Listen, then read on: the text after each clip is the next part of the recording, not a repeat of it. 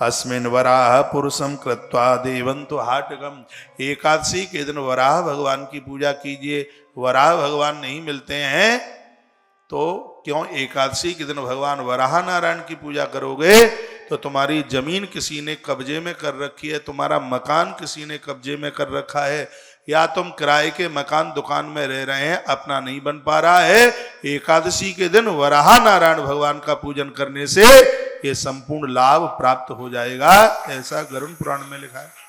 एकादशी का जो व्रत करते हैं और इसमें भूमि दान करते हैं, उनकी मौत छत पर नहीं होती, उनकी मृत्यु जमीन में होती है। छत का यज्ञ नहीं लगता। जितनी पूजा जमीन की लगती है उतनी छत की थोड़ी ही लगती है।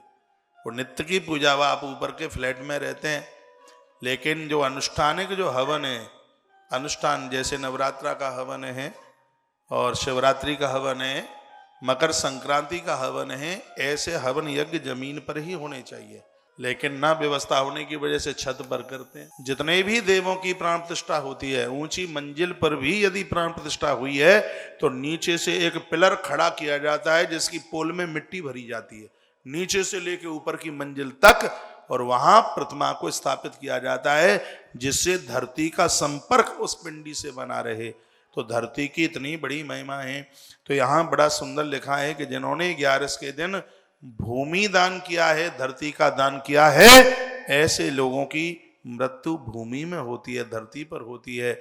और धरती पर प्राण निकले तो ये गरुड़ पुराण में आपने लिखा है, सुना है कि यमदूतों की हिम्मत नहीं पड़ती कि उस जीव को छूने के लिए, और वहां भी गैया के गोबर से लेपन कर दिया है, तुलसी के पेड़ की छाया पड़ गई है, ये आपने इसी ग्रंथ में सुन रखा है। तो भगवान वराह नारायण की पूजा हो जावे।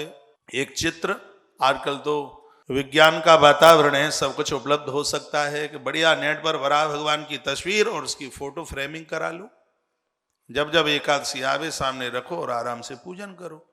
वर्णन किया है, वराह नमः पादव क्रोडाकृतम कटिम नाभिम कबीरया घोषात और श्रीवत्सया धारणे।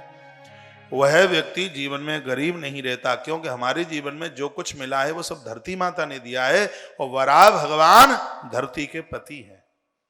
भगवान वराह नारायण भगवान विष्णु का ही अवतार है, आपने वराह पुराण में सुना है। और ये संभव नहीं हो पा रहा है तो सालग्राम भगवान में भगवान नारायण के जितने भी रूप हैं वो सब के सब इसमें समाहित हैं, वो सब कुछ इसमें समाये हुए हैं। बोलो भक्त वत्सल भगवान की जय हो।